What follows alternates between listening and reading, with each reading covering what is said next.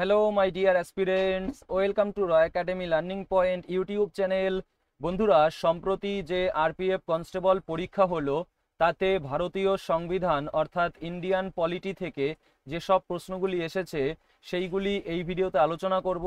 কারণ এই প্রশ্নগুলি তোমাদের আসন্ন railway, NTPC, group D, ALP এছাড়া আপকামিং সব পরীক্ষার জন্য গুরুত্বপূর্ণ। তাই ভিডিওটি প্রথম থেকে শেষ পর্যন্ত দেখবে। আর আমাদের চ্যানেলে নতুন হয়ে থাকলে চ্যানেলটিকে সাবস্ক্রাইব করার পরে পাশে আসা বেল আইকনটিকে অল অপশানে সেট করে নেবে, ঠিক আছে? আর এই ভিডিও নিচে ডিসক্রিপশন বক্সে আমাদের অফিসিয়াল টেলিগ্রাম চ্যানেলে লিঙ্ক দেওয়া আছে, সেখান থেকে আমাদের টেলিগ্রাম চ্যানেলে জয়েন করে নেবে। তো চলো শুরু করছি। দেখো, প্রশ্নটিতে বলেছে নিম্নলিখিত কে ভারতীয় সংবিধানের খসড়াপত্র তৈরিতে গুরুত্বপূর্ণ ভূমিকা পালন করেছিলেন এবং প্রায়শই তাকে ভারতীয় সংবিধানের জনক হিসেবে উল্লেখ করা হয়? ডক্টর বি আর আম্বেদকর। ডক্টর বি আর আম্বেদকরকে ভারতীয় সংবিধানের জনক হিসেবে উল্লেখ করা হয় এবং তিনি খসড়াপত্র তৈরিতে গুরুত্বপূর্ণ ভূমিকা পালন করেছিলেন। নেক্সট দেখো, 1947 সালে বিভিন্ন জাতি, অঞ্চল, ধর্ম, লিঙ্গ ইত্যাদির কতজন প্রতিনিধির দ্বারা সংবিধানের খসড়াপত্র তৈরি হয়েছিল? 299 জন প্রতিনিধির দ্বারা। নেক্সট, ভারতীয় সংবিধানের মৌলিক কর্তব্যগুলি কোন দেশের সংবিধান দ্বারা অনুপ্রাণিত হয়েছে? পূর্বতন ইউএসএসআর এর সংবিধান দ্বারা। পূর্বতন ইউএসএসআর এর সংবিধান দ্বারা মৌলিক কর্তব্যগুলি অনুপ্রাণিত হয়েছে। নেক্সট দেখো, শরণ সিং কমিটির সুপারিশ ভারতীয় সংবিধানে নিচের কোনটি যুক্ত করেছে? মৌলিক কর্তব্য যুক্ত করেছে। নেক্সট, হিংসা ত্যাগ করার মৌলিক কর্তব্য প্রাথমিকভাবে নিম্নলিখিত কোন কমিটি বা কমিশন দ্বারা প্রস্তাবিত হয়েছিল? তো শরণ সিং কমিটি দ্বারা প্রস্তাবিত হয়েছিল হিংসা ত্যাগ করার মৌলিক কর্তব্য, ঠিক আছে? নেক্সট দেখো, নিচের কোনটি 1976 সালের আগে সংবিধানে উল্লিখিত ছিল না? মৌলিক কর্তব্য। মৌলিক কর্তব্য 1976 সালের আগে উল্লিখিত ছিল না, ঠিক আছে? 1976 সালেই তোমার 42তম সংশোধনীর মাধ্যমে 10টা মৌলিক কর্তব্য সংবিধানে উল্লেখ করা হয়েছে, অ্যাড করা হয়েছে। কিন্তু বর্তমানে কিন্তু 11টা মৌলিক কর্তব্য আছে। আর 11তম যে মৌলিক কর্তব্য সেটা হলো 6 থেকে 14 বছর বয়সের যে শিক্ষার অধিকার, সেটা, ঠিক আছে? 2002 সালে অ্যাড হয়েছে 86তম সংবিধান সংশোধনীর মাধ্যমে। দেখো, আমি এক্সট্রা ফ্যাক্ট দিয়ে অন্য ক্লাসে ডিটেলসে আলোচনা করব। সামনে যে খসড়ার কোশ্চেন গেল ওই ডক্টর বি আর আম্বেদকরের, সেটার থেকে অনেক রিলেটেড কোশ্চেন আসে, তো আমি সেটা অন্য ক্লাসে আলোচনা করব, এখানে আর বেশি ডেপথে যাব না। ওকে, তোমরা শুধু এখানে কমেন্ট করো যে মৌলিক কর্তব্যগুলি ভারতীয় সংবিধানের কত নং ধারায় আছে, ধারার নম্বরটা কত, ঠিক আছে? আমি বলে দিচ্ছি, 50 থেকে 55-র মধ্যে একটা ধারার ভাগে রয়েছে, ঠিক আছে? এ ভাগে। এবার কত নং ধারার এ ভাগে রয়েছে সেটা কমেন্ট করবে। ওকে, নেক্সট দেখো, 1950 সালে সংবিধান কার্যকরী করার সময় কয়টি মৌলিক কর্তব্য উল্লেখ করা হয়েছিল? 0টি, ঠিক আছে? কারণ 1976 সালেই তোমার মৌলিক কর্তব্য প্রথম সংবিধানে উল্লেখ করা হয়েছে, কিন্তু তার আগে তো ছিলই না, তার মানে 1950 সালে 0টি ছিল। নেক্সট দেখো, নিম্নলিখিত মৌলিক কর্তব্যগুলির মধ্যে কোনটি পিতামাতাদের তাদের সন্তানের 6 থেকে 14 বছর বয়সের মধ্যে শিক্ষার সুযোগ প্রদানের নির্দেশ দেয়? এই যে 11তম মৌলিক কর্তব্য, এখনই বললাম 6 থেকে 14 বছর বয়সের শিশুদের যে শিক্ষার অধিকার, ঠিক আছে, সেটা 11তম মৌলিক কর্তব্যতে আছে, ঠিক আছে? এবং এই নির্দেশ দেয় কাদের? পিতামাতাদের এই শিক্ষার সুযোগ প্রদানের জন্য। নেক্সট দেখো, ভারতীয় সংবিধান অনুসারে মৌলিক অধিকারগুলি ড্যাশ সংবিধানে লিখিত? ভারতীয় সংবিধান অনুসারে মৌলিক অধিকারগুলি সংবিধানে লিখিত। নেক্সট দেখো, কোন মৌলিক অধিকার ভারতীয় নাগরিকদের নির্বিচারে গ্রেপ্তার এবং আটকের বিরুদ্ধে রক্ষণের ব্যবস্থা করেছে? স্বাধীনতার অধিকার। স্বাধীনতার অধিকার ভারতীয় নাগরিকদের নির্বিচারে গ্রেপ্তার ও আটকের বিরুদ্ধে রক্ষণের ব্যবস্থা করেছে, ঠিক আছে, এই মৌলিক অধিকারটি। নেক্সট দেখো, ভারতের সশস্ত্র বাহিনীর সদস্যদের উপর মৌলিক অধিকার কতদূর পর্যন্ত প্রযোজ্য হতে পারে তার সিদ্ধান্ত নিচের কোন কর্তৃপক্ষ নেয়? ভারতের সংসদ নেয়। ভারতের সশস্ত্র বাহিনীর সদস্যদের উপর মৌলিক অধিকার কতদূর পর্যন্ত প্রযোজ্য হতে পারে তার সিদ্ধান্ত নেয় ভারতের সংসদ। নেক্সট দেখো, নিম্নলিখিত কোনটি ভারতের একটি সাংবিধানিক সংস্থা? ভারতের নির্বাচন কমিশন। ভারতের নির্বাচন কমিশন একটি ভারতের সাংবিধানিক সংস্থা, ঠিক আছে। কেন্দ্রীয় তথ্য কমিশন, জাতীয় মানবাধিকার কমিশন, নীতি আয়োগ এগুলো কিন্তু সাংবিধানিক সংস্থা নয়। দেখো একই প্রশ্ন একটু ঘুরিয়ে অন্য শিফটে এসছে এবং অপশানে একটা জায়গায় একটু আলাদা করে দিয়েছে। তো নিচের কোনটি একটি সাংবিধানিক সংস্থা? উত্তর হলো ভারতের নির্বাচন কমিশন, ঠিক আছে। তাহলে বাকি এখানে এক্সট্রা যেটা অপশানে চেঞ্জ করে দিয়েছে সেটা হলো রাজ্য মানবাধিকার কমিশন। এটা তোমার সাংবিধানিক সংস্থা নয়। এখানে তোমার কেন্দ্রীয় তথ্য কমিশন ছিল, সেই জায়গাটায় অন্য শিফটে দিয়ে একটা অপশন চেঞ্জ করে রাজ্য মানবাধিকার কমিশন করেছে। তো রাজ্য মানবাধিকার কমিশনও কিন্তু সাংবিধানিক সংস্থা নয়।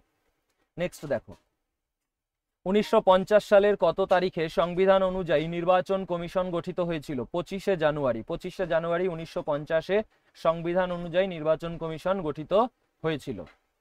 নেক্সট দেখো, ভারতের সংবিধান অনুযায়ী ভারতের উপরাষ্ট্রপতি নির্বাচন কে পরিচালনা করেন? ভারতের নির্বাচন কমিশন, ঠিক আছে। ভারতের নির্বাচন কমিশন উপরাষ্ট্রপতির নির্বাচন পরিচালনা করেন। নেক্সট, ভারতের প্রধান নির্বাচন কমিশনারের পদের মেয়াদ কত? 6 বছর বা 65 বছর পর্যন্ত, যেটি আগে হয়, ঠিক আছে। 6 বছর বা 65 বছর পর্যন্ত যেটি আগে হয় সেটাই হলো নির্বাচন কমিশনারের মেয়াদ, প্রধান নির্বাচন কমিশনারের, ঠিক আছে। নেক্সট দেখো, নিচের কোনটি রাজ্য বিধানমণ্ডলের নির্বাচন পরিচালনা করে? ভারতের নির্বাচন কমিশন রাজ্য বিধানমণ্ডলের নির্বাচন পরিচালনা করে। নেক্সট, বিধানসভায় নির্বাচিত হওয়ার জন্য একজন ব্যক্তির ন্যূনতম বয়স কত হতে হবে? তো ন্যূনতম বয়স হতে হবে 25 বছর। ন্যূনতম 25 বছর বয়স হলেই একজন ব্যক্তি বিধানসভায় নির্বাচিত হওয়ার জন্য যোগ্য হবে। নেক্সট দেখো, ভারতের রাষ্ট্রপতি ড্যাশ দ্বারা নির্বাচিত হন? নির্বাচক মণ্ডলীর সদস্যদের দ্বারা। ভারতের রাষ্ট্রপতি নির্বাচক মণ্ডলীর সদস্যদের দ্বারা নির্বাচিত হন, ঠিক আছে। রাষ্ট্রপতির যে কোশ্চেনগুলো এসছে সব শিফট থেকে একটা জায়গায় পরপর রেখেছি যাতে তোমাদের ভালো মনে থাকে, যেগুলোর অ্যান্সার রাষ্ট্রপতি হবে। দেখো কি আছে, ভারতের কোন রাজ্যের রাজ্যপালকে কে নিযুক্ত করেন? রাষ্ট্রপতি। রাজ্যপালকে নিযুক্ত করেন রাষ্ট্রপতি। নেক্সট, ভারতের অর্থ কমিশন সম্পর্কিত সঠিক বিবৃতিটি নির্বাচন করুন। এটি ভারতের রাষ্ট্রপতি দ্বারা গঠিত। ভারতের যে অর্থ কমিশন রয়েছে সেটা ভারতের রাষ্ট্রপতি দ্বারা গঠিত। নেক্সট দেখো, ভারতের কন্ট্রোলার এবং অডিটর জেনারেলের ক্ষেত্রে নিচের কোন বিবৃতিটি ঠিক? তিনি ভারতের রাষ্ট্রপতি কর্তৃক নিযুক্ত হন, ঠিক আছে। ভারতের যে কন্ট্রোলার এবং অডিটর জেনারেল ভারতের রাষ্ট্রপতি কর্তৃক নিযুক্ত হন, ঠিক আছে। নেক্সট দেখো,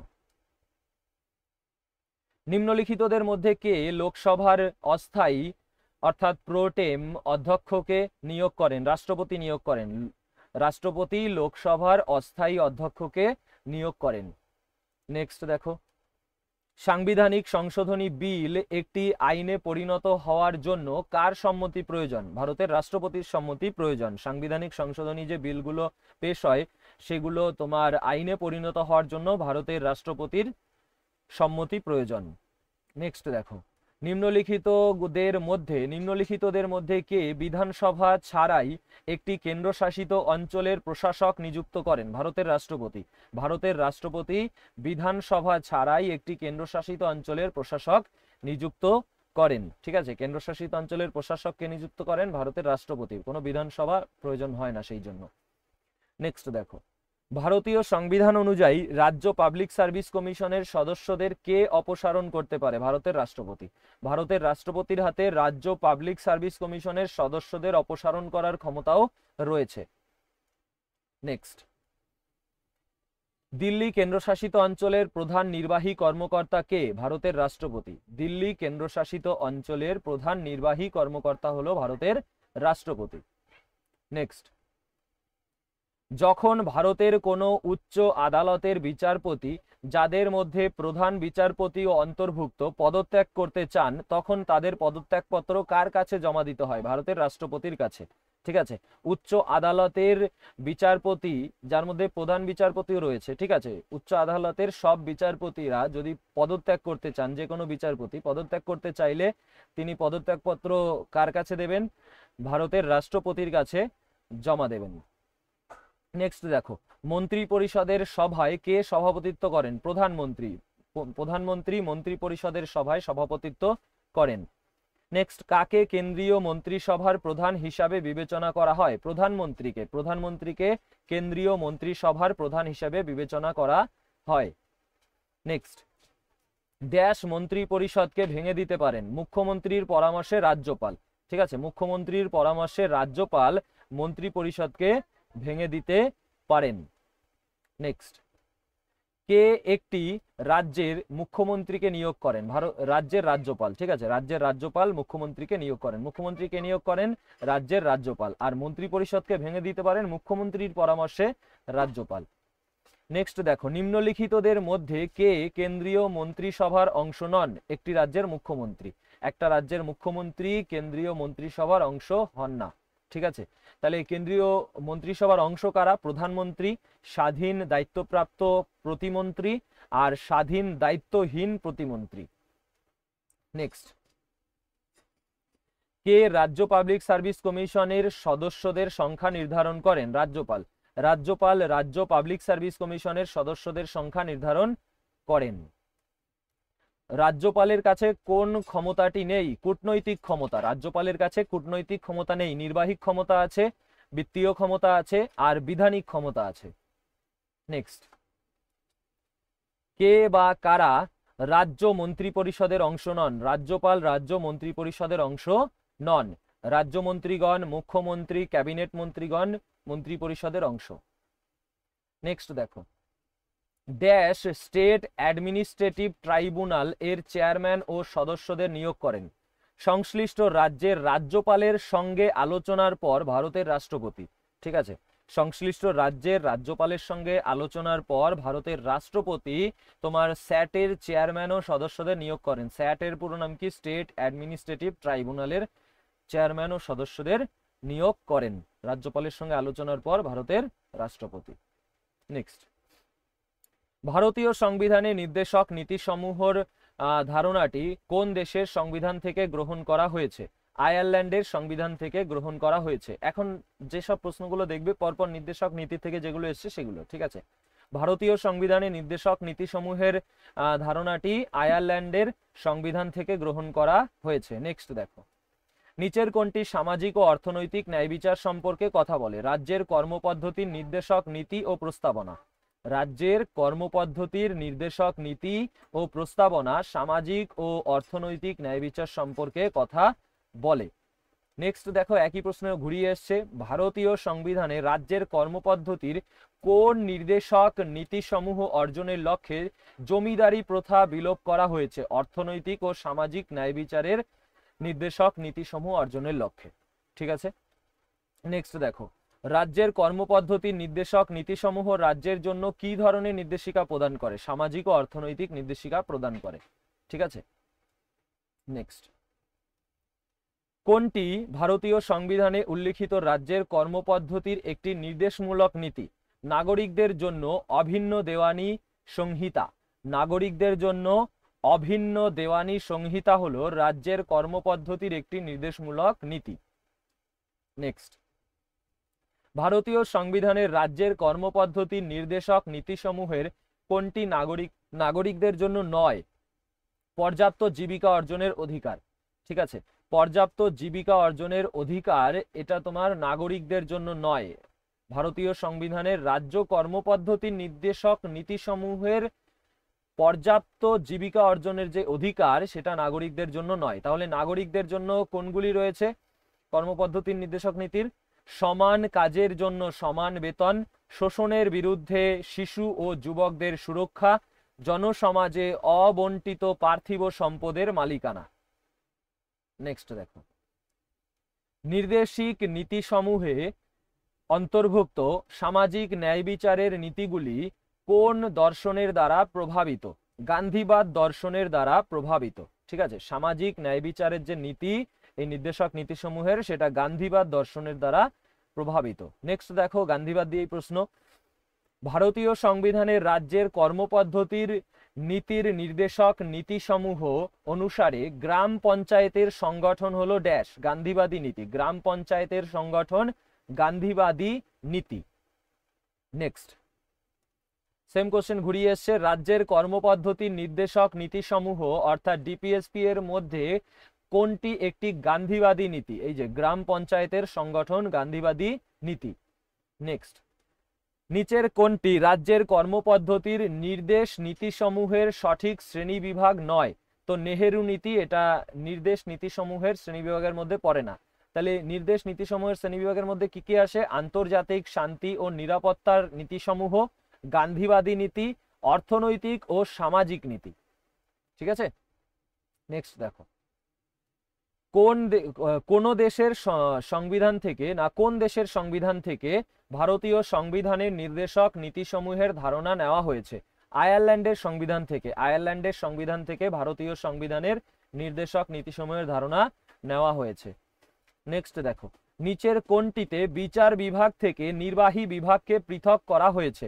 রাজ্যের কর্মপদ্ধতির নির্দেশক নীতিতে বিচার বিভাগ থেকে নির্বাহী বিভাগকে পৃথক করা হয়েছে। নেক্সট দেখো, নাগরিকদের জন্য অভিন্ন দেওয়ানি বিধি নিচের কোনটির অন্তর্ভুক্ত? রাজ্যের কর্মপদ্ধতির নির্দেশক নীতি। নাগরিকদের জন্য অভিন্ন দেওয়ানি নীতি রাজ্যের কর্মপদ্ধতির নির্দেশক নীতির অন্তর্ভুক্ত। এর আগে একটা কোশ্চেনের অপশানে এরকম ছিল এটা। এবার দেখো, নির্দেশক নীতিগুলি মূলত নিম্নলিখিত কোন মতাদর্শের উপর ভিত্তি করে তৈরি? সামাজিক কল্যাণ মতাদর্শের উপর ভিত্তি করে তৈরি। নেক্সট, ভারতীয় সংবিধানে উল্লিখিত রাজ্যের কর্মপদ্ধতির নির্দেশক নীতিসমূহ সম্পর্কে নিম্নলিখিত বিবৃতিগুলির মধ্যে কোনটি সঠিক বা কোনটি সত্য? তো ডিপিএসপি গুলি বিচারযোগ্য নয়, এটা একদম সঠিক। ডিপিএসপি অর্থাৎ রাজ্যের কর্মপদ্ধতির নির্দেশক নীতিসমূহ বিচারযোগ্য নয়।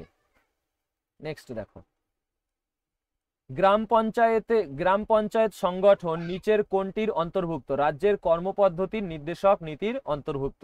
আর কোন নীতিতে অনুযায়ী? গান্ধীবাদী নীতি আমরা দেখলাম, তাই না? নেক্সট দেখো, নিচের কোনটির দ্বারা ভারতীয় সংবিধান একটি কল্যাণমূলক রাজ্য এর ধারণা প্রচার করে? রাজ্যের কর্মপদ্ধতির নির্দেশক নীতির দ্বারা। রাজ্যের কর্মপদ্ধতির নির্দেশক নীতির দ্বারা ভারতীয় সংবিধান একটি কল্যাণমূলক রাজ্য এর ধারণা প্রচার করে। নেক্সট দেখো, 6 বছর বয়স পূর্ণ না হওয়ার পর্যন্ত সমস্ত শিশুর প্রাক শৈশবের যত্ন ও শিক্ষা প্রদান ভারতীয় সংবিধানের কোনটির অন্তর্গত? রাজ্যের কর্মপদ্ধতির নির্দেশক নীতিসমূহের অন্তর্গত। ঠিক আছে, 6 বছর বয়স পূর্ণ না হওয়া পর্যন্ত সমস্ত শিশুর প্রাক শৈশবের যত্ন ও শিক্ষা প্রদান রাজ্যের কর্মপদ্ধতির নির্দেশক নীতিসমূহের অন্তর্গত। নেক্সট দেখো, সংবিধানের কোন ভাগে, এবার সংবিধানের ভাগ থেকে প্রশ্ন রয়েছে, সংবিধানের কোন ভাগে মৌলিক অধিকার প্রদান করা হয়েছে? ভাগ 3-এ। সংবিধানের ভাগ 3-এ মৌলিক অধিকার প্রদান করা হয়েছে। ঠিক আছে, নেক্সট দেখো, ভারতীয় সংবিধানে নিম্নলিখিত কোন ভাগে সংসদের ক্ষমতা ও পদ্ধতির রূপরেখা দেওয়া হয়েছে? ভাগ 5-এ। ভাগ 5-এ সংসদের ক্ষমতা ও পদ্ধতির রূপরেখা দেওয়া হয়েছে। নেক্সট দেখো, ভারতীয় সংবিধানের কোন ভাগে কেন্দ্রশাসিত অঞ্চলগুলির সাথে সম্পর্কিত অনুচ্ছেদ 239 থেকে 241 রয়েছে? ভাগ 8-এ। ভাগ 8-এ তোমার কেন্দ্রশাসিত অঞ্চলগুলির সাথে সম্পর্কিত অনুচ্ছেদ 239 থেকে 241 রয়েছে। নেক্সট, 42তম সংশোধনী দ্বারা যুক্ত হওয়া ভারতীয় সংবিধানের কোন ভাগটি ট্রাইব্যুনালগুলির সঙ্গে সম্পর্কিত? তো ভাগ 14-এ। ঠিক আছে, ভাগ 14-এ 42তম সংবিধান সংশোধনী দ্বারা যুক্ত হয়েছে। ঠিক আছে, 42তম সংশোধনী দ্বারা ভাগ 14-এ যুক্ত হয়েছে, আর এই ভাগটি ট্রাইব্যুনালগুলির সঙ্গে সম্পর্কিত। নেক্সট দেখো, ভারতীয় সংবিধানের 3য় ভাগে উল্লেখিত অধিকারগুলিকে ড্যাশ বলা হয়? ভিত্তিগত অধিকার বলা হয় না, এটা ভুল আছে, এই কোশ্চেনটা ভুল আছে। ঠিক আছে, অপশনটা 3য় ভাগে উল্লেখিত অধিকারগুলিকে মৌলিক অধিকার বলা হয়। ঠিক আছে, ভারতীয় সংবিধানের 3য় ভাগে উল্লেখিত অধিকারগুলিকে মৌলিক অধিকার বলা হয়। ওকে, দেখো একটু আগেই আমরা একটা কোশ্চেন এখানে দেখলাম, এই কোশ্চেনটাই ঘুরিয়ে এসেছিল যে সংবিধানের কোন ভাগে মৌলিক অধিকার রয়েছে? ভাগ 3-এ।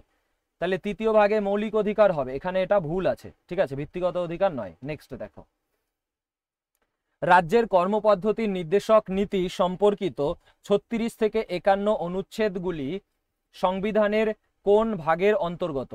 ভাগ 4-এর অন্তর্গত? রাজ্যের যে কর্মপদ্ধতির নির্দেশক নীতি সংবিধানের 36 থেকে 51 অনুচ্ছেদগুলি ভাগ 4-এর অন্তর্গত।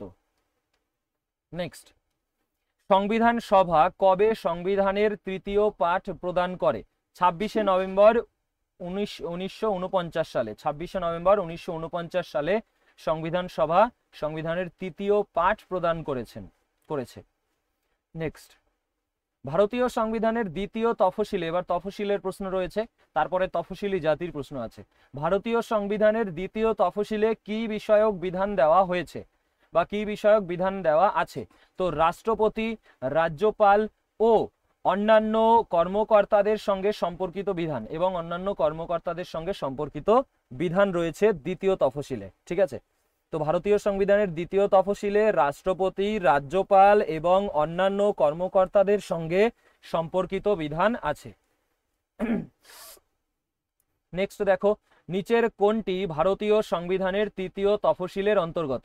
শপথ বা প্রতিজ্ঞার ফর্ম সমূহ, শপথ বা প্রতিজ্ঞার ফর্ম সমূহ তৃতীয় তফসিলের অন্তর্গত। নেক্সট, ভারতীয় সংবিধানের কোন তফসিলটি রাজ্য ও কেন্দ্রশাসিত অঞ্চলগুলির রাজ্যসভায় আসনের বন্টনের সাথে সম্পর্কিত? চতুর্থ তফসিল। চতুর্থ তফসিল রাজ্য ও কেন্দ্রশাসিত অঞ্চলগুলির রাজ্যসভায় আসনের বন্টনের সাথে সম্পর্কিত। নেক্সট দেখো, ভারতীয় সংবিধানের কোন তফসিল রাজ্যসভায় আসন বিভাজনের রূপরেখা? তো চতুর্থ তফসিল। আগের কোশ্চেনটা একটু ভাষা চেঞ্জ করে ঘুরিয়ে দিয়েছে। নেক্সট দেখো, ভারতীয় সংবিধানের কোন তফসিলের অধীনে তফসিলি অঞ্চল এবং তফসিলি উপজাতির প্রশাসন ও নিয়ন্ত্রণের বিধান রয়েছে? পঞ্চম তফসিল। ভারতীয় সংবিধানের পঞ্চম তফসিলে তফসিলের অধীনে তফসিলি অঞ্চল, পঞ্চম তফসিলের অধীনে তফসিলি অঞ্চল এবং তফসিলি উপজাতিদের প্রশাসন ও নিয়ন্ত্রণের বিধান আছে। ঠিক আছে, তফসিলি অঞ্চল ও তফসিলি উপজাতিদের প্রশাসন ও নিয়ন্ত্রণের বিধান পঞ্চম তফসিলে আছে। নেক্সট দেখো, তফসিলি অঞ্চল এবং তফসিলি জনজাতির প্রশাসন ও নিয়ন্ত্রণের বিধান নিচের কোন তফসিলে উল্লেখ করা হয়েছে? পঞ্চম তফসিলের ভাগ এতে উল্লেখ করা হয়েছে। ঠিক আছে, এই যে আগেরটাতেই দেখলাম আমরা, এই যে তফসিলি অঞ্চল ও তফসিলি উপজাতিদের প্রশাসন ও নিয়ন্ত্রণের বিধান পঞ্চম তফসিল, এখানেই সেটার কোশ্চেনটা আবার দিয়েছে একটু ভাষা চেঞ্জ করে। তো তফসিলি অঞ্চল ও তফসিলি জনজাতির প্রশাসন ও নিয়ন্ত্রণের বিধান রয়েছে কোথায়? পঞ্চম তফসিলের ভাগ এতে। ঠিক আছে, নেক্সট দেখো, ভারতীয় সংবিধানের পঞ্চম তফসিল ড্যাশের সঙ্গে সম্পর্কিত? তফসিলি এলাকা এবং তফসিলি উপজাতির প্রশাসন ও নিয়ন্ত্রণ। ঠিক আছে, একই টাইপের কোশ্চেন একটু ঘুরিয়ে ঘুরিয়ে দিচ্ছে। এবার নেক্সট দেখো, সংঘসূচি, রাজ্যসূচি এবং সমবর্ত সূচির পরিপ্রেক্ষিতে কেন্দ্র ও রাজ্যগুলির মধ্যে ক্ষমতার বন্টন ভারতীয় সংবিধানের কোন তফসিলের অধীনে রয়েছে? সপ্তম তফসিলের অধীনে রয়েছে। ঠিক আছে, সংঘসূচি, রাজ্যসূচি এবং সমবর্তী সূচির পরিপ্রেক্ষিতে কেন্দ্র ও রাজ্যগুলির মধ্যে ক্ষমতার বন্টন সপ্তম তফসিলে রয়েছে। নেক্সট দেখো, সমস্ত সরকারি ভাষার তালিকা ভারতীয় সংবিধানের কোন তফসিলে দেওয়া হয়েছে? তফসিল 8-এ দেওয়া হয়েছে। সরকারি ভাষার তালিকা তফসিল 8-এ আছে। নেক্সট, ভারতীয় সংবিধানের কোন তফসিল ভাষার সাথে সম্পর্কিত? অষ্টম তফসিল। নেক্সট, একই কোশ্চেন আবার ঘুরিয়ে দিয়েছে, ভারতীয় সংবিধানের কোন তফসিলে ভারতের স্বীকৃত ভাষার তালিকা রয়েছে? অষ্টম তফসিলে। নেক্সট, ভারতীয় সংবিধানের অষ্টম তফসিলে নিচের কোনটি বলা হয়েছে? সরকারি ভাষার কথা বলা হয়েছে।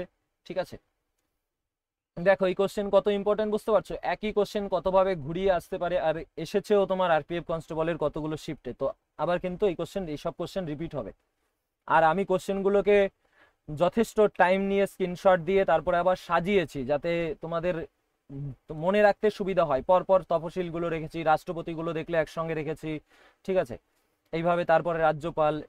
ঠিক আছে, যেখানে যেখানে আমার মনে হয়েছে যতটা সাজানো দরকার সব কিন্তু আমি সাজিয়ে সাজিয়ে তারপরে এইভাবে রেখেছি। এই যে দেখো, এবার নবম তফসিল। তো এবার তোমাদের কাছে এর অনেকেই পিডিএফ এর কথা জানতে চেয়েছো, সেই বিষয়ে একটা ঘোষণা করি।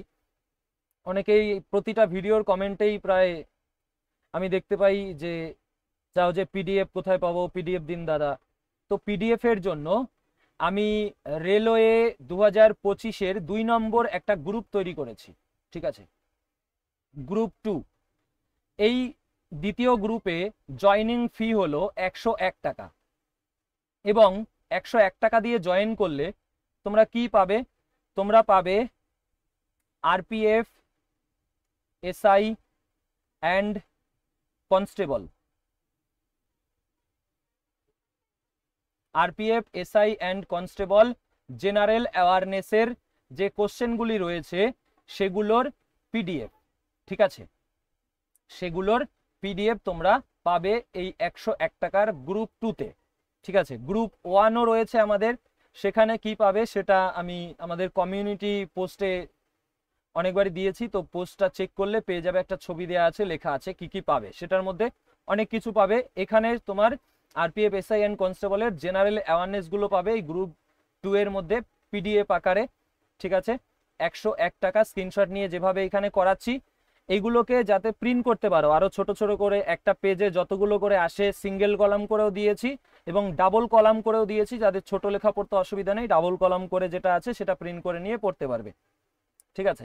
এবার এইটা শুধু যারা পিডিএফ করো তাদের জন্য বললাম, যাদের পিডিএফ দরকার নেই, তারা কোনো দরকার নেই এই গ্রুপে জয়েন করার, তারা এই ভিডিও দেখবে, প্রয়োজন হলে খাতায় পয়েন্ট পয়েন্ট করে অষ্টম তফসিল দিয়ে পয়েন্ট লিখে নিলে, নবম তফসিল দিয়ে যা এসছে লিখে নিলে, ঠিক আছে, পয়েন্ট পয়েন্ট করে সবগুলো খাতায় নোটস করে নিয়ে সেখান থেকেও পড়তে পারো, বা ভিডিওটাকেও বারবার তুমি রিপিট করে করে দেখে কিন্তু পড়তে পারো, ঠিক আছে। চলো, এবারে প্রশ্নটিতে বলেছে নিচের কোন সংবিধান সংশোধনী আইনটি ভারতীয় সংবিধানে নবম তফসিল যুক্ত করেছে? প্রথম সংবিধান সংশোধনী আইন, ঠিক আছে, প্রথম সংবিধান সংশোধনী আইন ভারতীয় সংবিধানে নবম তফসিল যুক্ত করেছে। নেক্সট দেখো, নির্বাচিত সদস্যদের দলত্যাগ রোধ করতে ভারতীয় সংবিধানের কোন তফসিলটি যুক্ত করা হয়েছিল? দশম তফসিল যুক্ত করা হয়েছিল, ঠিক আছে। দলত্যাগ রোধ করতে নির্বাচিত সদস্য মানে নির্বাচিত, আগে কি হতো, নির্বাচন হয়ে যাওয়ার পরেও তোমার ধরো জিতে গেল কোনো একটা পার্টিতে গিয়ে, এবং তারপরে সে দল চেঞ্জ করে অন্য পার্টিতে চলে যেত, ঠিক আছে। এর ফলে অনেকটা তোমার সংকট তৈরি হতো, সেই জন্য তোমার এই নির্বাচিত সদস্যদের দলত্যাগ রোধ করতে দশম তফসিল সংবিধানে যুক্ত করা হয়েছে। দেখো, সেটাই একটু ঘুরিয়ে আবার এখানে এসছে যে ভারতীয় সংবিধানের দশম তফসিলে উল্লিখিত নিচের কোন বিধানটি দল বদলের ভিত্তিতে রাজনৈতিক দলের সদস্যদের নির্যোগ্য ঘোষণা করে না? কোনটা নির্যোগ্য ঘোষণা করে না? তাহলে একটি দল অন্য দলের সঙ্গে মিশে গেলে সেটা কিন্তু নির্যোগ্য নয়, সেটা যোগ্য। একটি দল অন্য দলের সঙ্গে মিশে যেতে পারে, ঠিক আছে, কিন্তু কোনগুলো দশম তফসিলে উল্লেখিত করা হয়েছে, কোনগুলো নির্যোগ্য, সে যেগুলো করা যাবে না সেগুলো হলো তোমার কোনো নির্বাচিত সদস্য নির্বাচনের পর অন্য দলে যোগ দিলে সেটা কিন্তু নির্যোগ্য, সেটা করা যাবে না, অন্য দলে যোগ দেওয়া যাবে না, নির্বাচনের পর নির্বাচিত সদস্যরা যোগ দিতে পারবে না। তারপরে দেখো, যদি কোনো সদস্য তার দলের বিপক্ষে ভোট দেন, যদি কোনো সদস্য তার দলের বিপক্ষে ভোট দেন সেটাও কিন্তু করতে পারবে না এই দশম তফসিল অনুযায়ী। আর যদি কোনো একটি মনোনীত সদস্য তার আসন লাভের 6 মাস পর অন্য দলে যোগ দেন, এটাও করা যাবে না, এটাও নির্যোগ্য, ঠিক আছে। দশম তফসিলে এইগুলো রয়েছে। নেক্সট দেখো,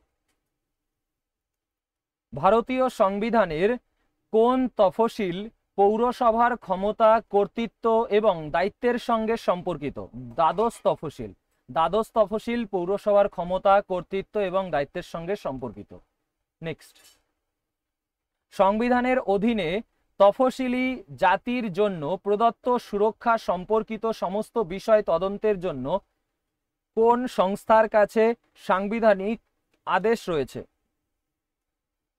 তো সংবিধানের অধীনে তফসিলি জাতির জন্য প্রদত্ত সুরক্ষা সম্পর্কিত সমস্ত বিষয় তদন্তের জন্য তফসিলি জাতিসমূহের জন্য জাতীয় কমিশন যে সংস্থা, তার কাছে সাংবিধানিক আদেশ রয়েছে, ঠিক আছে।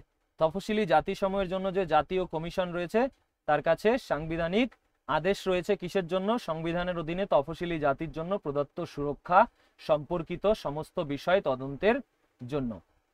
নেক্সট দেখো, নিচের কোন বিবৃতিটি ঠিক? তো তফসিলি জাতির জন্য জাতীয় কমিশন এবং অনগ্রসর শ্রেণীর জন্য জাতীয় কমিশন উভয়ই সাংবিধানিক সংস্থা। ঠিক আছে, তফসিলি জাতির জন্য জাতীয় কমিশন এবং অনগ্রসর শ্রেণীর জন্য জাতীয় কমিশন উভয়ই হলো সাংবিধানিক সংস্থা। নেক্সট, 2009 সালের 95তম সংশোধনী আইন কোন শ্রেণীর নাগরিকদের জন্য লোকসভা এবং রাজ্য বিধানসভায় আসন সংরক্ষণের মেয়াদ বাড়িয়েছে? তফসিলি জাতি ও তফসিলি উপজাতিদের জন্য, এসসি এসটিদের জন্য। ঠিক আছে, 2009 সালের 95তম সংশোধনী আইন এসসি এসটি শ্রেণীর নাগরিকদের জন্য লোকসভা এবং রাজ্য বিধানসভায় আসন সংরক্ষণের মেয়াদ বাড়িয়েছে। নেক্সট দেখো, তফসিলি জাতিসমূহের জন্য জাতীয় কমিশন কোন অনুচ্ছেদের অধীনে গঠিত হয়? অনুচ্ছেদ 338-এর অধীনে গঠিত হয়। নেক্সট, রাজ্য মানবাধিকার কমিশন হলো একটি ড্যাশ সংবিধিবদ্ধ সংস্থা। ঠিক আছে, রাজ্য মানবাধিকার কমিশন সংবিধিবদ্ধ সংস্থা। নেক্সট, জাতীয় ফ্রন্ট জোট সরকার 1990 সালে সরকারি পরিষেবার সমস্ত স্তরে ওবিসি প্রার্থীদের জন্য ড্যাশ সংরক্ষণের জন্য মন্ডল কমিশনের সুপারিশ চালু করেন 27%। ঠিক আছে, সরকারি পরিষেবার সমস্ত স্তরে ওবিসি প্রার্থীদের জন্য 27% সংরক্ষণের জন্য মন্ডল কমিশনের সুপারিশ চালু করেছে জাতীয় ফ্রন্ট জোট সরকার 1990 সালে। নেক্সট, গণপরিষদের আলোচনার মুদ্রিত নথিগুলি কতগুলি খণ্ডে সংকলিত হয়েছিল? 12টি খণ্ডে সংকলিত হয়েছিল। নেক্সট, ভারতীয় সংবিধান অনুযায়ী রাজ্যসভার সর্বোচ্চ সদস্য সংখ্যা কতজন? 250 জন। নেক্সট, হাইকোর্ট বা সুপ্রিম কোর্টের বিচারককে অপসারণের জন্য নিচের কোন কারণটি দায়ী? প্রমাণিত অসদাচরণ ও অদক্ষতা দায়ী। ঠিক আছে, হাইকোর্ট বা সুপ্রিম কোর্টের বিচারকদের অপসারণের জন্য প্রমাণিত অসদাচরণ ও অক্ষমতা যে কারণ সেটা দায়ী, মানে এই কারণ থাকলেই অপসারণ করা যাবে। নেক্সট দেখো, নিচের কোনটি সাংবিধানিক সংস্থা নয়? ন্যাশনাল গ্রিন ট্রাইব্যুনাল সাংবিধানিক সংস্থা নয়। ভারতের কন্ট্রোলার ও অডিটর জেনারেল সাংবিধানিক সংস্থা। তারপরে ইউনিয়ন পাবলিক সার্ভিস কমিশন সাংবিধানিক সংস্থা। ভারতের নির্বাচন কমিশন হলো সাংবিধানিক সংস্থা, কিন্তু ন্যাশনাল গ্রিন ট্রাইব্যুনাল সাংবিধানিক সংস্থা নয়।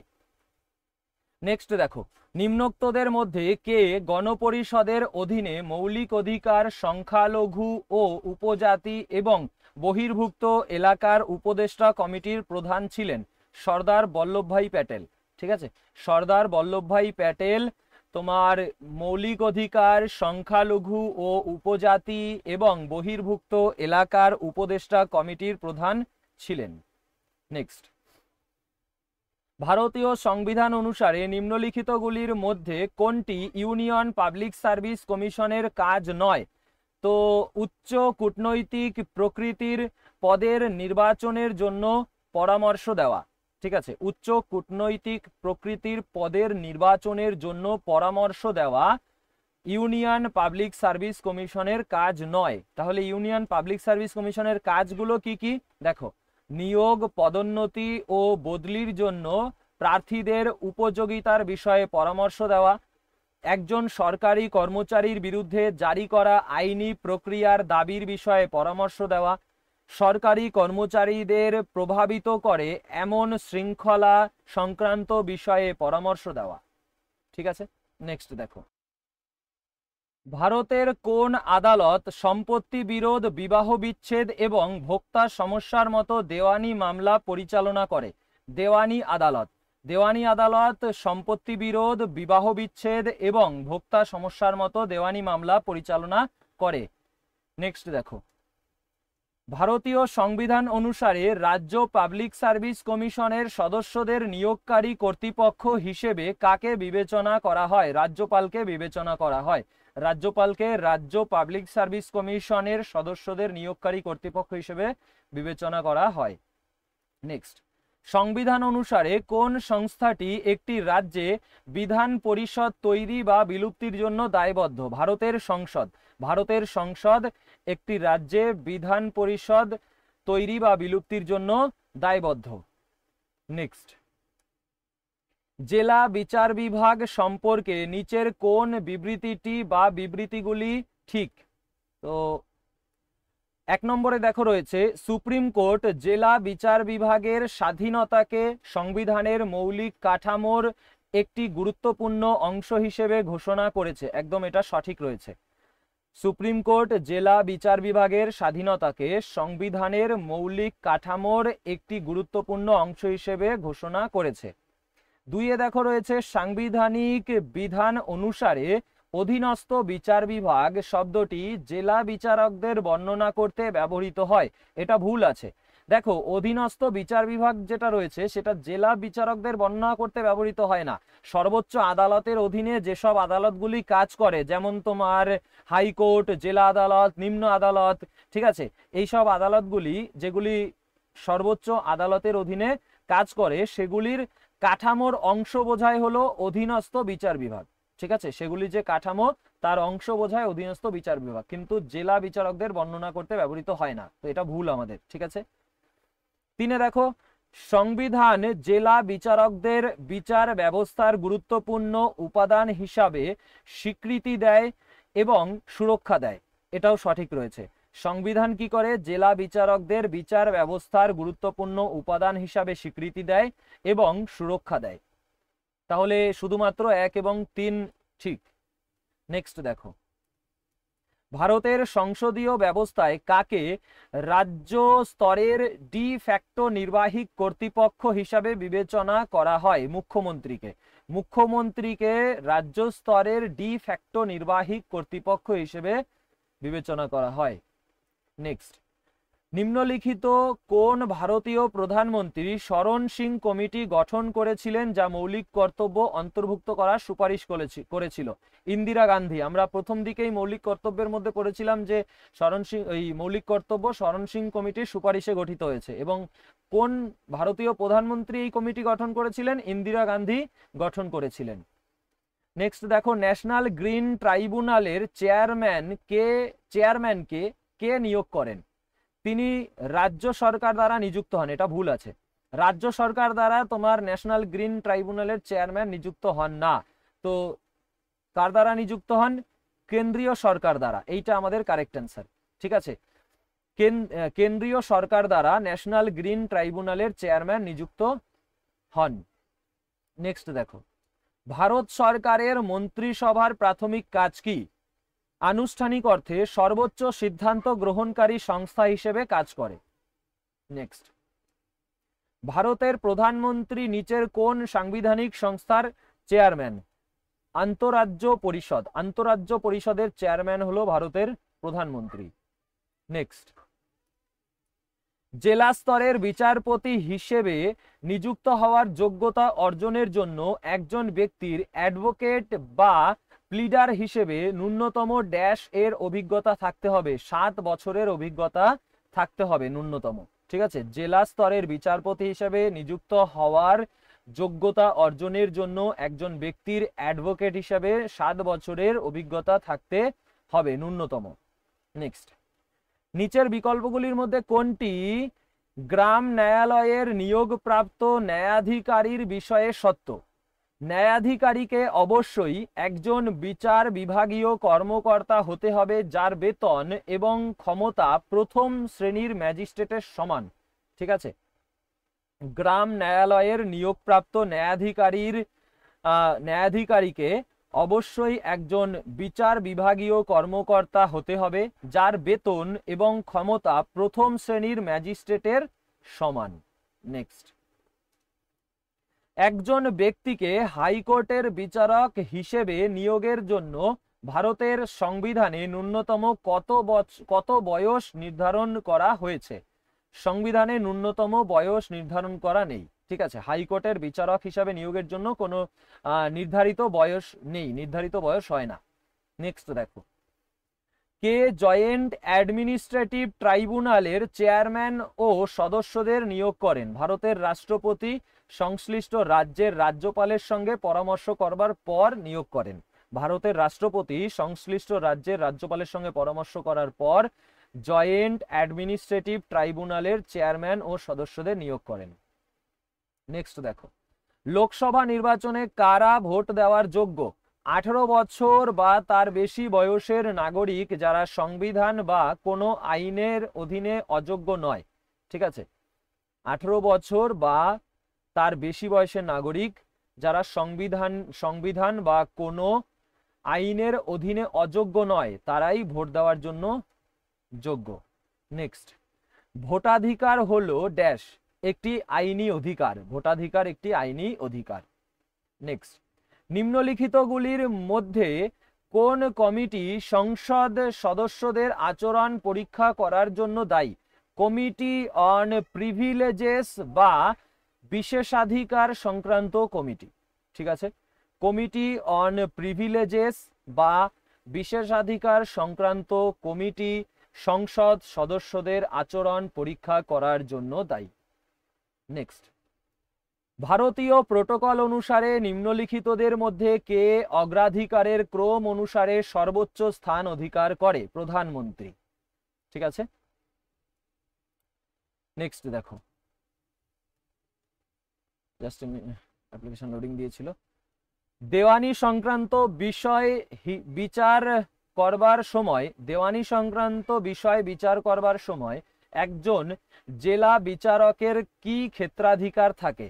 তাদের মূল এবং আপিলের ক্ষেত্রাধিকার রয়েছে। ঠিক আছে, তাদের মূল এবং আপিলের ক্ষেত্রাধিকার রয়েছে। জেলা বিচারকের মূল এবং আপিলের ক্ষেত্রাধিকার রয়েছে দেওয়ানি সংক্রান্ত বিষয় বিচার করবার সময়। নেক্সট, ভারতে পাবলিক ইন্টারেস্ট লিটিগেশন মানে PIL এর ধারণাটি কোন দেশ থেকে নেওয়া হয়েছিল? মার্কিন যুক্তরাষ্ট্র থেকে নেওয়া হয়েছে। পাবলিক ইন্টারেস্ট লিটিগেশন মানে PIL এর ধারণা মার্কিন যুক্তরাষ্ট্র থেকে নেওয়া হয়েছে। নেক্সট, পাবলিক ইন্টারেস্ট লিটিগেশন মানে PIL সম্পর্কে নিম্নলিখিত বিবৃতিগুলির মধ্যে কোনটি ভুল? ভুল হলো PIL আজ্ঞালেখ দরখাস্তের মতোই, কারণ উভয়ই ব্যক্তিগত স্বার্থের জন্য দায়ের করা হয়। তো এটা ভুল, ব্যক্তিগত স্বার্থের জন্য নয়। দেখো কি লেখা আছে PIL সম্পর্কে, সঠিকগুলো পড়ে নাও। সঠিকগুলো কি কি? PIL শুধুমাত্র ভারতের সুপ্রিম কোর্ট বা হাইকোর্টেই দায়ের করা যেতে পারে। ঠিক আছে, PIL মানে পাবলিক ইন্টারেস্ট লিটিগেশন শুধুমাত্র ভারতের সুপ্রিম কোর্ট বা হাইকোর্টেই দায়ের করা যেতে পারে। আর মানবাধিকার উন্নয়ন ও জনস্বার্থ সংক্রান্ত বিষয়গুলি সমাধানের জন্য PIL ব্যবহার করা হয়। জনসাধারণের সুবিধার জন্য যে কোনো ব্যক্তি বা সংস্থা PIL দায়ের করতে পারে। ঠিক আছে, ব্যক্তিগত স্বার্থের জন্য নয়, জনসাধারণের সুবিধার জন্য যে কোনো ব্যক্তি বা সংস্থা PIL দায়ের করতে পারে।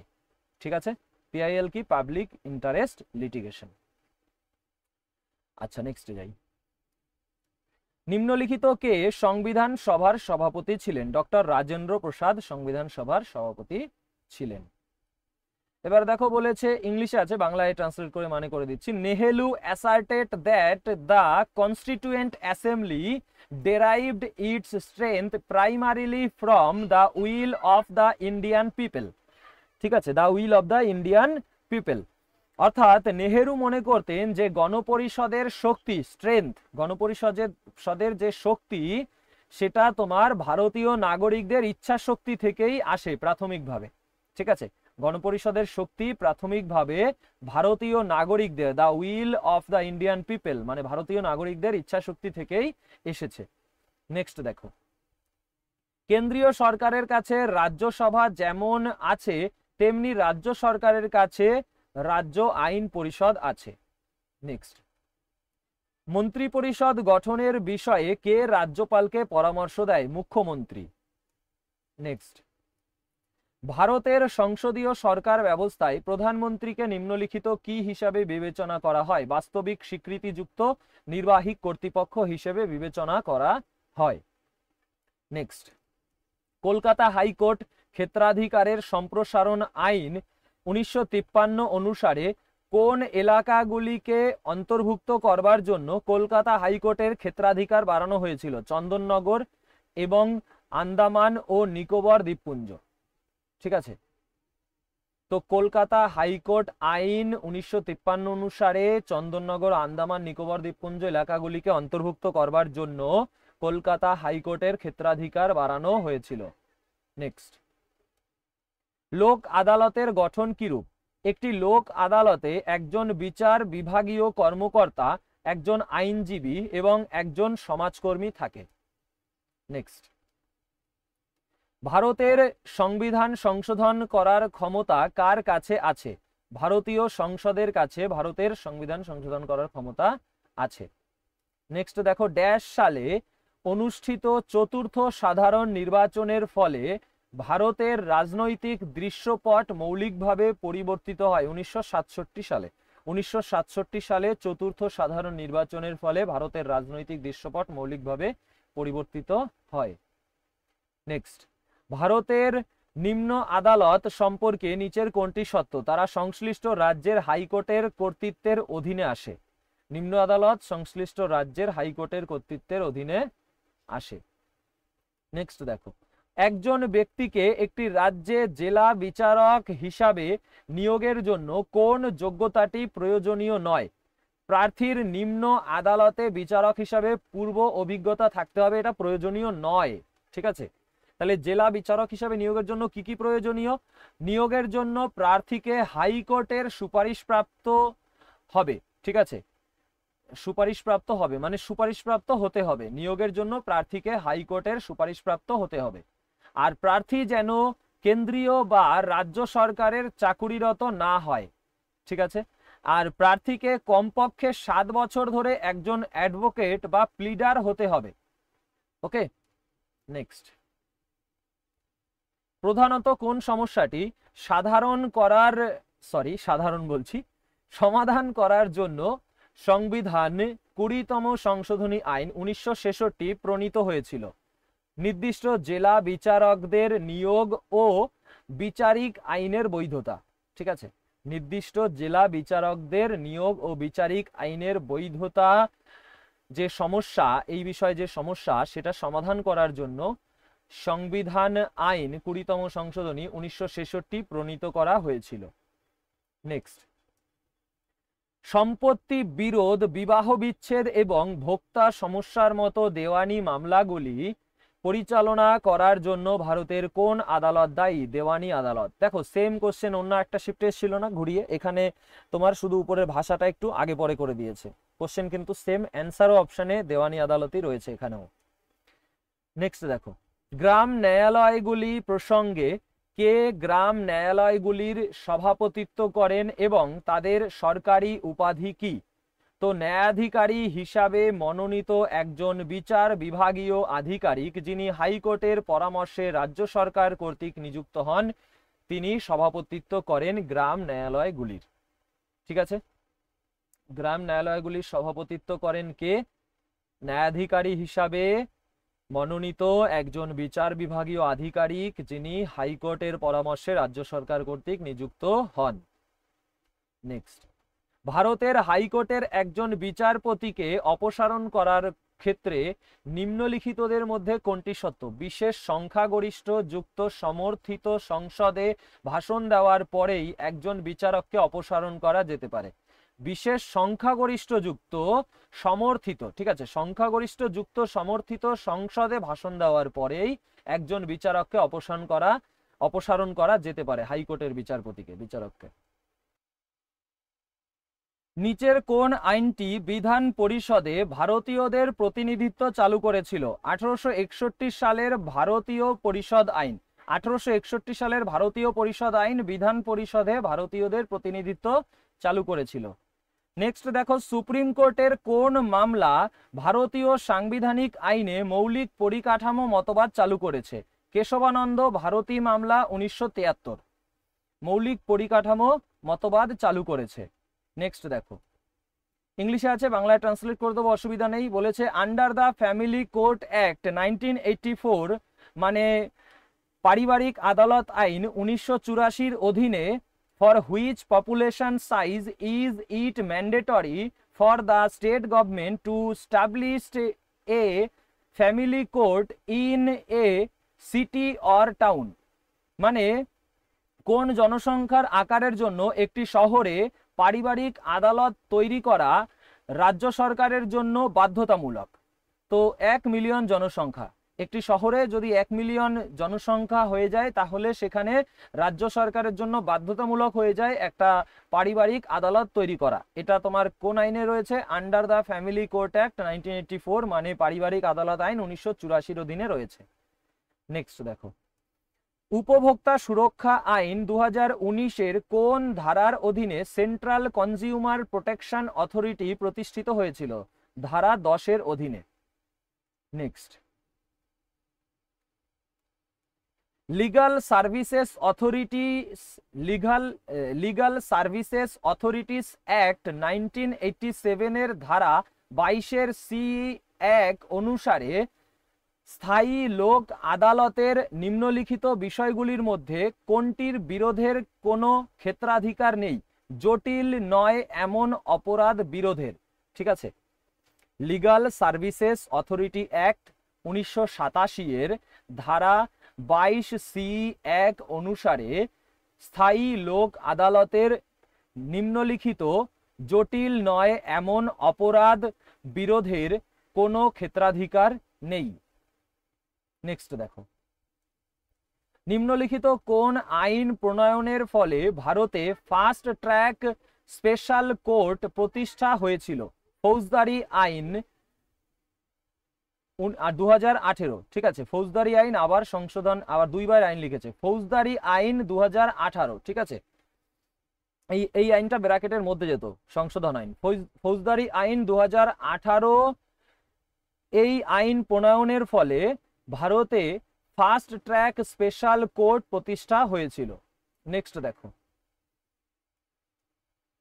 জাতীয় উপভোক্তা বিবাদ নিষ্পত্তি কমিশন এনসিডিআরসি কোন আইনের অধীনে কাজ করে? উপভোক্তা সুরক্ষা আইন 1986-র অধীনে কাজ করে। জাতীয় উপভোক্তা বিবাদ নিষ্পত্তি কমিশন উপভোক্তা সুরক্ষা আইন 1986-র অধীনে কাজ করে। নেক্সট দেখো, কোন আইনের অধীনে লোক আদালতের প্রতিষ্ঠানটিকে ভারতে বিধিবদ্ধ মর্যাদা দেওয়া হয়েছিল? আইনি পরিষেবা কর্তৃক আইন 1987-র অধীনে। ঠিক আছে, নেক্সট, কোন আইনের অধীনে ভারতে আর্মড ফোর্সেস ট্রাইব্যুনাল প্রতিষ্ঠিত হয়েছিল? Armed forces tribunal act 2007। Armed forces tribunal act 2007-এর অধীনে ভারতে আর্মড ফোর্সেস ট্রাইব্যুনাল প্রতিষ্ঠিত হয়েছিল। নেক্সট, কোন আইনের অধীনে National Company Law Appellate Tribunal গঠিত হয়েছিল? কোম্পানি আইন 2013। কোম্পানি আইন 2013-র অধীনে National Company Law Appellate Tribunal গঠিত হয়েছিল। নেক্সট, সংবিধান তফসিলি উপজাতি আদেশ সংশোধন বিল, তাহলে সংবিধান আদেশ বিল 2024 কাদের এটা? তপশিলি উপজাতি সংশোধন বিল। ঠিক আছে, এর অধীনে অন্ধ্রপ্রদেশের তফসিলি উপজাতির তালিকায় নিচের কোন উপজাতিকে অন্তর্ভুক্ত করা হয়েছিল? বন্ড পর্জা উপজাতিকে অন্তর্ভুক্ত করা হয়েছিল। নেক্সট, সংবিধান আদেশ বিল 2024 মানে সংবিধান তফসিলি উপজাতি সংশোধন বিল 2024 বা সংবিধান আদেশ বিল 2024 কোন রাজ্যের তফসিলি উপজাতিতে পরিবর্তন আনার লক্ষ্যে তৈরি হয়েছিল? অন্ধ্রপ্রদেশের তফসিলি উপজাতিতে পরিবর্তন আনার লক্ষ্যে তৈরি করা হয়েছে। ঠিক আছে, এই যে এই আগের কোশ্চেনটাই এখানে শুধু এই অপশনে, কোশ্চেনের মধ্যে অন্ধ্রপ্রদেশ ছিল, সেটা এখানে অপশনের মধ্যে দিয়ে দিয়েছে। আর অন্ধ্রপ্রদেশের কোন উপজাতি? বন্ডপর্জা উপজাতি। ওকে, তো এই কোশ্চেনগুলোই ছিল আমার এই পলিটির মধ্যে আরপিএফ কনস্টেবলে আসা। তো ভিডিওটি প্রথম থেকে শেষ পর্যন্ত দেখার জন্য অসংখ্য ধন্যবাদ। দেখো, এর আগে আমি এই পলিটির যে আর্টিকেলস তার ক্লাস দিয়েছি সেপারেট একটা, তারপরে তোমার সংবিধান সংশোধনের একটা সেপারেট ক্লাস দিয়েছি, আর বাকি ইন্ডিয়ান পলিটিটা এই ভিডিওতে আমি করে দিলাম। ওকে, তো এগুলো মুখস্থ করে নিও প্রশ্নগুলো, ঠিক আছে, এর সাথে রিলেটেড ফ্যাক্টগুলো পড়ে নিও, তাহলে পরীক্ষায় দেখবে সেখান থেকে অনেক প্রশ্ন পেয়ে যাওয়ার সম্ভাবনা রয়েছে। ঠিক আছে, রিলেটেড ফ্যাক্ট পড়লে তো প্রশ্ন পাবেই, আর এখান থেকেও প্রশ্ন রিপিট হবে আবার এগুলোর মধ্যে থেকেও। তো এখানেই ক্লাসটা এন্ড করছি, দেখা হবে তোমাদের সাথে পরের ক্লাসে। ততক্ষণ পর্যন্ত সবাই সুস্থ থেকো এবং ভালো থেকো। Take care. জয় হিন্দ, জয় ভারত।